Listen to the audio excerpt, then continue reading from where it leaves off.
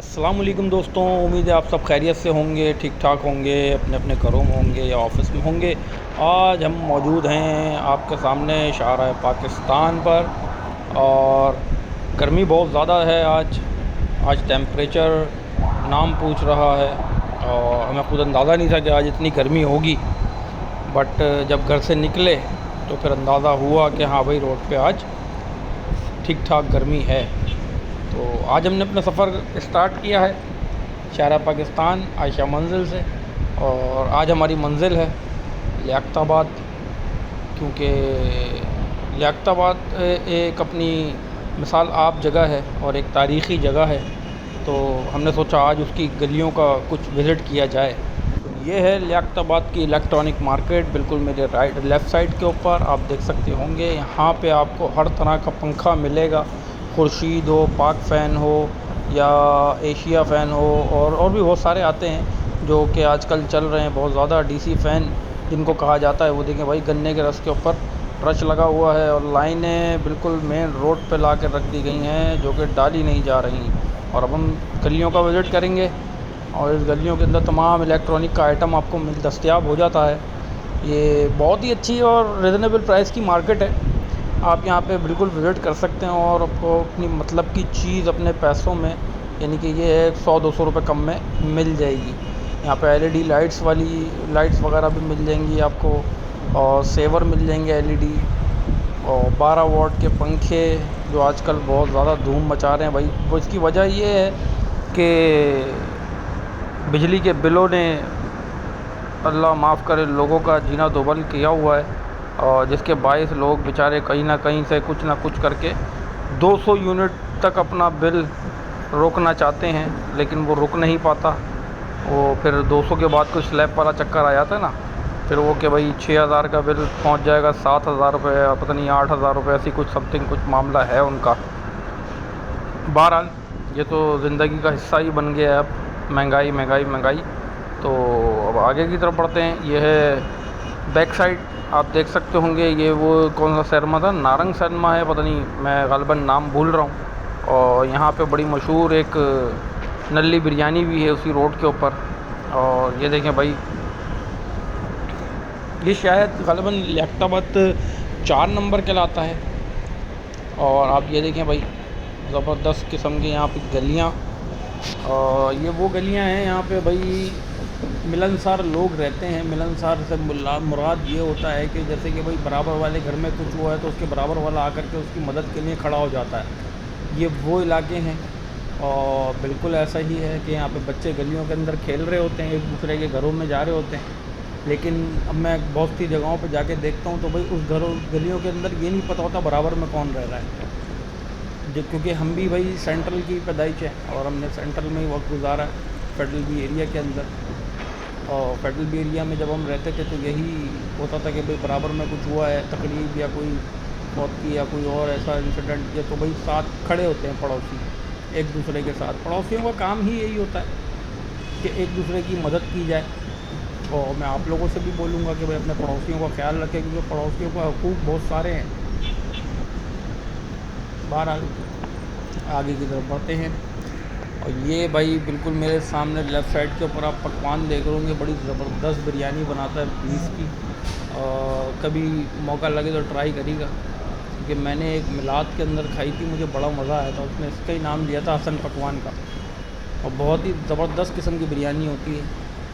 और ये वो इलाके हैं यहाँ पे, इस लालू खेत लियाक़ताबाद एक ऐसी जगह है, यहाँ से उमर शरीफ साहब, अमजद साबरी साहब और अपने अल्लाह वाला करे बहुत बड़े बड़े नाम यहाँ से निकले हैं। और जिनको हम अपने कौम का हीरो कहते हैं वो बिल्कुल हैं, वो डिज़र्व करते हैं। उन्होंने अपने टैलेंट के ऊपर, अपनी काबिलियत के ऊपर अपना नाम बनाया। अमजद साबरी साहब जैसे कि किसी तारुफ़ के मोहताज नहीं है, उमर शरीफ साहब जैसे कि किसी तारुफ़ के मोहताज नहीं है। ये वो लोग हैं जिन्होंने अपनी एक पहचान, एक अलग नज़रिया आवाम को दिया।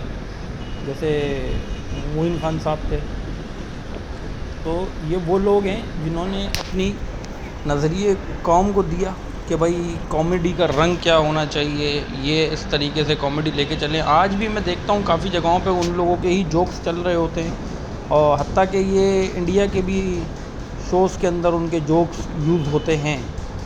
बहरहाल ये देखें भाई, ये सिंधी होटल वाली रोड अब तक नहीं बन सकी।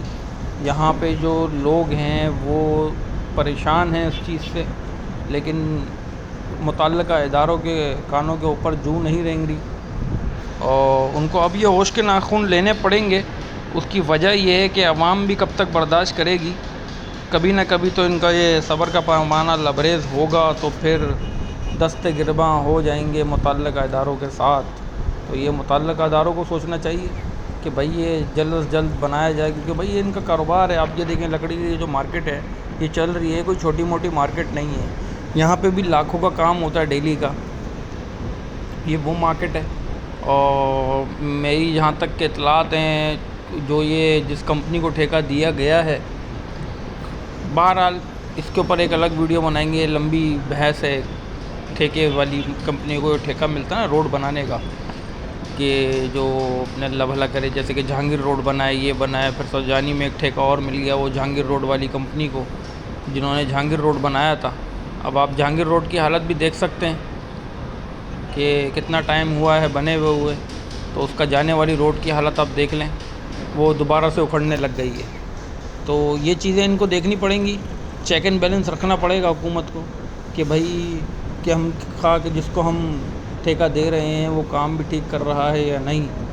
इसके बायस लोगों को दोबारा से परेशानी उठानी पड़ेगी, और बिल्कुल उठानी पड़ रही है। आप ये देख सकते हैं, इसको भी तकरीबन 2 से ढाई महीने हो चुके हैं इसी रोड को, और ये इसी तरीके से खुदी हुई है। यहाँ पे लोग दमे के मरीज़ बन चुके हैं इस मिट्टी के बायस, डस्ट के बायस। जो है डस्ट उड़ती है, ये हमारे नाक, हलक, कान में जाती है, जो कि बाद में हमें परेशान करती है। ये देखें भाई, ये दिहाड़ीदार तबका धूप के अंदर, और मैं धूप का अगर आपको बताऊं तो आज टेम्परेचर बहुत ख़तरनाक है। धूप बिल्कुल सर पे पड़ रही है, ऐसा लग रहा है कि भाई बस कि वही पुरानी वाली गर्मी आ गई। गर्मी जाते जाते झटका दे रही है एक। तो ये दिहाड़ीदार तबका धूप के अंदर बेचारा रोड के ऊपर बैठ के अपनी रोज़ी का इंतज़ार कर रहा है, तो इंशाअल्लाह ताला उनको मिलेगी रोज़ी। और ये भाई सॉलिड वेस्ट मैनेजमेंट की गाड़ी, इनका काम भी आज तक समझ नहीं आया मुझे कि इनका काम है क्या असल में आखिरकार।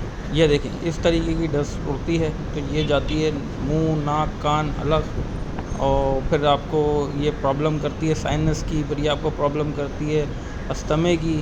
कुछ ना कुछ प्रॉब्लम देगी, ऐसी बात नहीं है कि प्रॉब्लम नहीं देगी आपको। ये डस्ट लाजमी प्रॉब्लम देगी। और ये वो रोड आ गई है जहाँ पे थोड़े टाइम पहले गटर लाइन थी, आई थिंक सो, वो डाली गई थी। लेफ़्ट साइड के ऊपर आप देख सकते होंगे मलबा पड़ा हुआ, और ये बिल्कुल पेडेस्टेरियन ब्रिज के बिल्कुल नीचे डाली गई थी।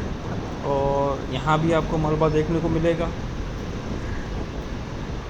वो देखें लाइन बल्कि अभी भी पड़ी हुई है, और अभी यहाँ पे लाइनें बना डाल दी गई हैं, और ये पुरानी खस्ता हाल बसें हैं। हाँ, तो भाई ये है सूरत हाल आज की रोडों की। गर्मी के अंदर बाइक पे व्लॉग बहुत मुश्किल है भाई, आसान काम नहीं है, क्योंकि भाई धूप डायरेक्ट पड़ रही होती है। आप बाइक चलाए जा रहे हैं और बोले जा रहे, तो मामलात आउट हो जाते हैं इंसान के। और अभी हम 3 अट्टी के करीब हैं, 3 अट्टी पहुँचने वाले हैं भाई। सामने ही 3 अट्टी का ब्रिज, और मेरे लेफ़्ट साइड के ऊपर ये गुज़र रहा है। ये देखें भाई, गटर लाइनें यहाँ भी पड़ी हुई हैं। ओहो हो, ये देखें, इससे अंदाज़ा लगाएं गन्ने के रस वाले के ऊपर रश कितना है। आम तौर पे भाई देखभाल के पिया करें, कहीं भी रोड पे गन्ने का रस बिक रहा है तो उसको देख के पिएँ। तो उम्मीद करते हैं आपको ये छोटी सी अपडेट पसंद आई होगी। अपना बहुत सारा ख्याल रखिएगा। आपसे मिलेंगे किसी और वीडियो में, किसी और जगह पर, किसी और सड़क पर, या किसी और मार्केट में। इंशाल्लाह अच्छी अपडेट लेके आएंगे आपके लिए। और आप भी चैनल को लाइक करें, सब्सक्राइब करें, बेल आइकन को क्लिक करें, ताकि आने वाली अपडेट आप तक पहुंच सके। अपना बहुत सारा ख्याल रखें। अल्लाह हाफ़िज़।